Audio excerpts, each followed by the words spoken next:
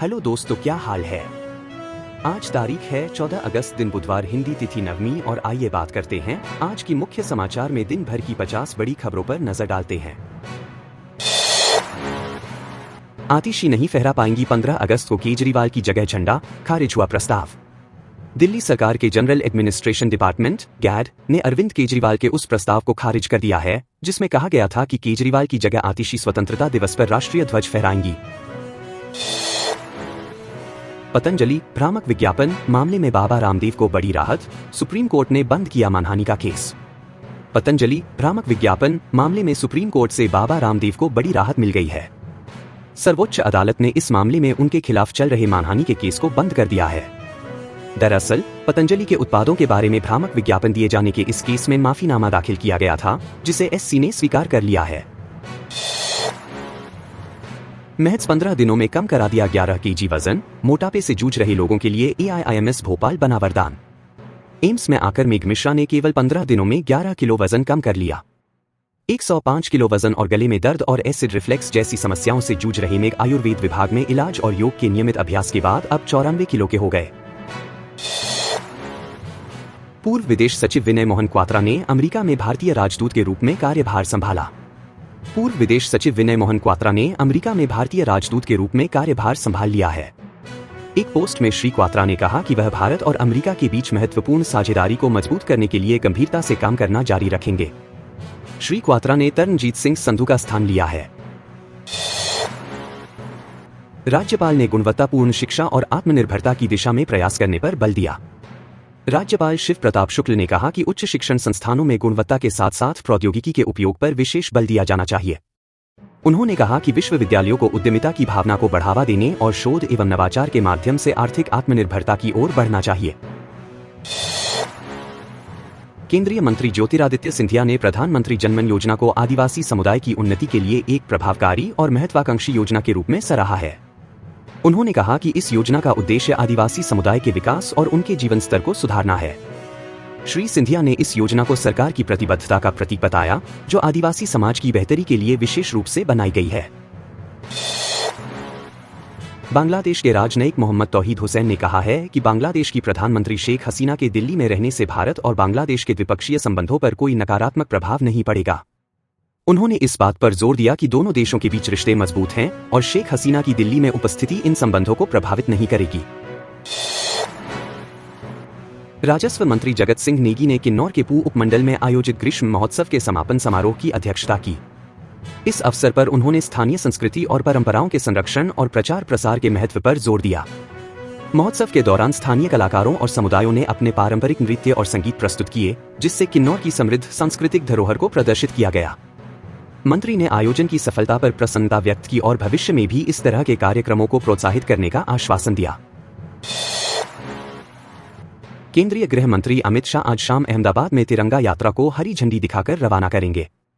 इस यात्रा का आयोजन स्वतंत्रता दिवस से पहले देशभक्ति की भावना को बढ़ावा देने और देशवासियों में राष्ट्रीय एकता और अखंडता के संदेश को प्रसारित करने के उद्देश्य से किया गया है।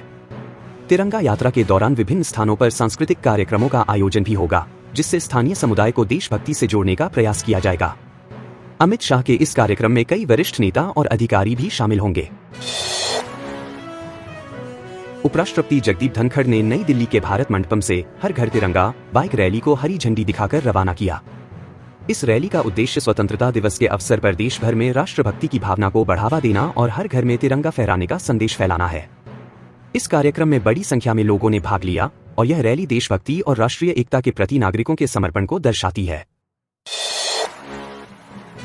केंद्रीय मंत्री भूपेंद्र यादव ने मानव और हाथियों के बीच बढ़ते संघर्ष को कम करने की आवश्यकता पर जोर दिया है। उन्होंने कहा कि यह समस्या वन्यजीव संरक्षण और मानव सुरक्षा के लिए गंभीर चुनौती है। मंत्री ने इसके समाधान के लिए बेहतर प्रबंधन, जागरूकता अभियान और स्थानीय समुदायों के सहयोग की आवश्यकता पर बल दिया। उन्होंने इस दिशा में सरकार की प्रतिबद्धता और विभिन्न योजनाओं के तहत उठाए जा रहे कदमों का भी उल्लेख किया।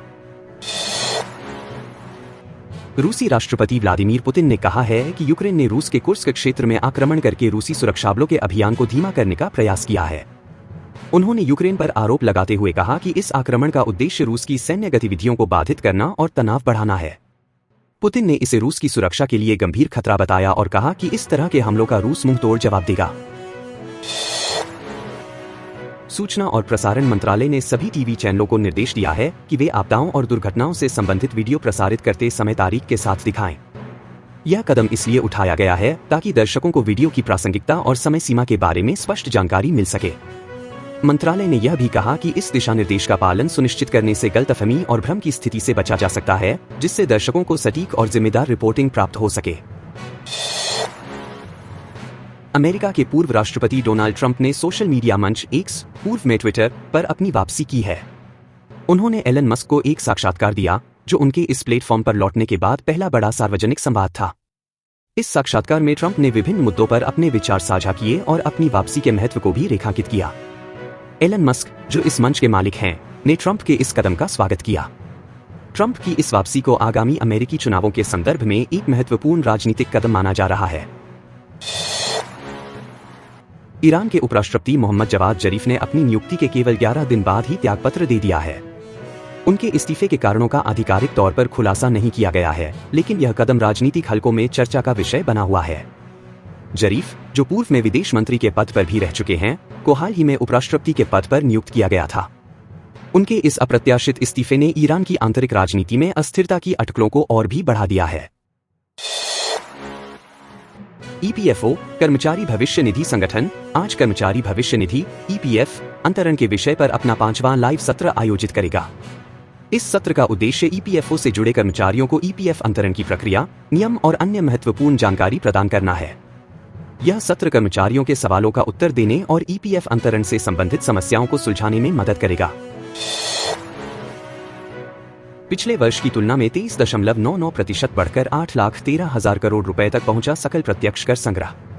इस वर्ष 1 अप्रैल से 11 अगस्त तक सकल प्रत्यक्ष कर संग्रह पिछले वर्ष की इसी अवधि की तुलना में 23.99% बढ़कर 8,13,000 करोड़ रुपए तक पहुंच गया है।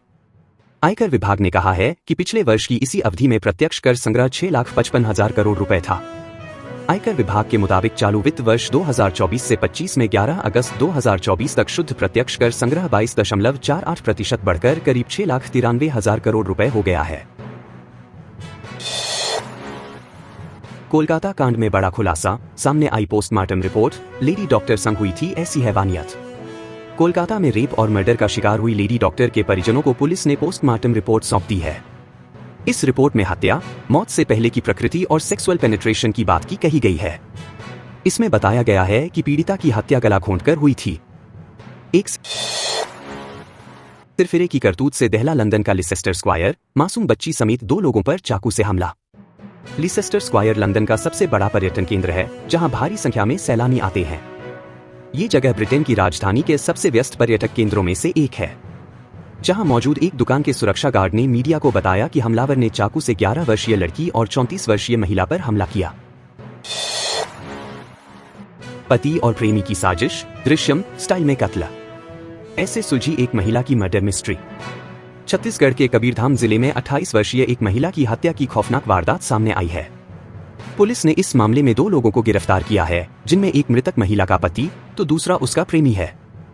हत्यारोपियों ने बॉलीवुड फिल्म दृश्यम देखने के बाद इस वारदात को अंजाम दिया। पहले मां को जेल, फिर बेटी की नौकरी गई। अब पूजा खेड़कर के पिता के खिलाफ पुणे पुलिस ने लिया एक्शन। महाराष्ट्र में पूजा खेड़कर के पिता दिलीप खेड़कर के खिलाफ बड़ा एक्शन हुआ है। पुणे पुलिस ने दिलीप के खिलाफ केस दर्ज किया है। आरोप है कि पूजा खेड़कर जब पुणे के कलेक्टर कार्यालय में पहुंची थीं, उस समय उनके पिता ने तहसीलदार को धमकाया था और पूजा खेड़कर को अलग केबिन दिलाने को कहा था। सड़क पर खड़े लड़के को तलवार से काट डाला, एक के बाद किए कई बार, बचाने पहुंचे लोगों को भी डराया। सोशल मीडिया पर एक वीडियो वायरल हो रहा है, जिसमें एक युवक दूसरे युवक पर तलवार से वार कर रहा है, जिससे युवक की मौत हो जाती है। मामले में पुलिस ने 4 आरोपियों को गिरफ्तार किया है। वहीं एक अभी भी फरार बताया जा रहा है। ड्रोन से सर्चिंग, सीसीटीवी की मॉनिटरिंग और मुखबिर का जाल। बरेली के सीरियल किलर की गिरफ्तारी की इनसाइड स्टोरी। उत्तर प्रदेश के बरेली जिले में 9 महिलाओं से दुष्कर्म कर उन्हें मौत की नींद सुलाने के आरोपी सीरियल किलर को गिरफ्तार कर लिया गया। पुलिस हिरासत में उससे पूछताछ की जा रही है। उसने अभी तक 6 महिलाओं की बलात्कार के बाद हत्या की बात स्वीकार कर ली है। शेयर ट्रेडिंग से अच्छे रिटर्न का वादा और 65 लाख की लूट। साइबर ठगों ने ऐसे लगाया चुना। नवी मुंबई के कलंबोली के एक व्यक्ति से 65 लाख रुपए की ठगी की सनसनीखेज वारदात सामने आई है। इस मामले में पुलिस ने 3 लोगों के खिलाफ केस दर्ज किया है। आरोपियों ने शेयर ट्रेडिंग से अच्छा रिटर्न देने का वादा करके पीड़िता के साथ धोखाधड़ी की है। दिल्ली एनसीआर समेत पूरे उत्तर भारत में इस समय मानसून सक्रिय है। रविवार 11 अगस्त को दिल्ली में बारिश हुई थी। उत्तराखंड और हिमाचल प्रदेश में बारिश के कारण लैंडस्लाइड का खतरा बढ़ गया है। मौसम विभाग ने अगले कुछ दिनों के लिए भारी बारिश की चेतावनी जारी की है। दिल्ली, नोएडा, गाजियाबाद, फरीदाबाद और पूरे एनसीआर में आज बादल छाए रहेंगे और हल्की बारिश की संभावना है। आज का अधिकतम तापमान 33 और न्यूनतम तापमान 26 डिग्री सेल्सियस रह सकता है। मौसम विभाग ने आज के लिए येलो अलर्ट जारी किया है। दिल्ली में जारी अलर्ट। मौसम विभाग के अनुसार दिल्ली में 12 और 13 अगस्त को हल्की बारिश हो सकती है। इस दौरान अधिकतम तापमान 34 और न्यूनतम तापमान 27 डिग्री तक रह सकता है। दिल्ली में 14 और 15 अगस्त को भी बारिश की संभावना है। इसके लिए येलो अलर्ट जारी किया गया है। यूपी और बिहार में भारी बारिश की संभावना। उत्तर प्रदेश में बारिश की संभावना बनी हुई है। मौसम विभाग के अनुसार देवरिया, गोरखपुर, संत कबीरनगर, बस्ती, कुशीनगर, महाराजगंज, सिद्धार्थनगर, गोंडा, बलरामपुर, श्रावस्ती, बहराइच, लखीमपुर खीरी, सीतापुर, बाराबंकी, सहारनपुर, शामली, मुजफ्फरनगर, बागपत, मेरठ, गाजियाबाद, हापुड़, बिजनौर, अमरोहा, मुरादाबाद, रामपुर, बरेली, पीलीभीत, शाहजहांपुर, संभल, बदायूं और आसपास के इलाकों में गरज चमक के साथ भारी बारिश की संभावना है। बिहार में पश्चिमी चंपारण, पूर्वी चंपारण, मुजफ्फरपुर और वैशाली में भारी बारिश की चेतावनी दी गई है। सारण, भोजपुर, बक्सर, कैमूर, रोहतास, अरवल, जहानाबाद, गया, अरिया, पूर्णिया और किशनगंज में बारिश के लिए येलो अलर्ट जारी किया गया है। उत्तराखंड और हिमाचल में अलर्ट। उत्तराखंड में चमोली और बागेश्वर में भारी से बहुत भारी बारिश के लिए ऑरेंज अलर्ट जारी किया गया है। अन्य जिलों के लिए येलो अलर्ट जारी किया गया है। हिमाचल प्रदेश में चंबा, हमीरपुर, कुल्लू, मंडी, सिरमौर और शिमला जिलों के कुछ स्थानों पर अचानक बाढ़ आने की चेतावनी दी गई है। उत्तर पूर्वी भारत में बारिश की संभावना। स्काईमेट के मुताबिक इस सीजन में उत्तर भारत के मैदानी इलाकों, इंडो गंगा के मैदानों, बिहार, झारखंड और पश्चिम बंगाल में मौसमी बारिश सामान्य से कम रही है, लेकिन आने वाले दिनों में बारिश की कमी को पूरा किया जा सकता है। अगस्त में शुरू हुई बारिश के चलते लोग अब बरसात के रुकने का इंतजार कर रहे हैं, लेकिन मानसून की गतिविधियां जारी रहने की संभावना है। मौसम पूर्वानुमान। मौसम विभाग के अनुसार 14 अगस्त को केरल, राजस्थान, तमिलनाडु, पुडुचेरी, कराईकल और उत्तराखंड में भारी बारिश के लिए ऑरेंज अलर्ट जारी किया गया है। दिल्ली में 16 अगस्त तक मध्यम से तेज बारिश की चेतावनी दी गई है। दिल्ली एनसीआर में तेज बारिश का दौर जारी है, जिसके कारण कई इलाकों में जल भराव की स्थिति बन गई है। मौसम विभाग ने 16 अगस्त तक दिल्ली में मध्यम से भारी बारिश का अलर्ट जारी किया है। IMD के अनुसार इस पूरे हफ्ते दिल्ली का अधिकतम तापमान 31 से 33 डिग्री सेल्सियस और न्यूनतम तापमान 26 से 27 डिग्री सेल्सियस के आसपास रह सकता है। स्काईमेट के अनुसार आज उत्तराखंड, हरियाणा, दिल्ली, पूर्वी राजस्थान, उत्तर प्रदेश, मध्य प्रदेश के कुछ हिस्सों, उप हिमालयी पश्चिम बंगाल, झारखंड, पूर्वोत्तर भारत, केरल, तमिलनाडु, रायलसीमा और दक्षिण कर्नाटक के आंतरिक हिस्सों में हल्की से मध्यम बारिश के साथ कुछ जगहों पर भारी बारिश हो सकती है।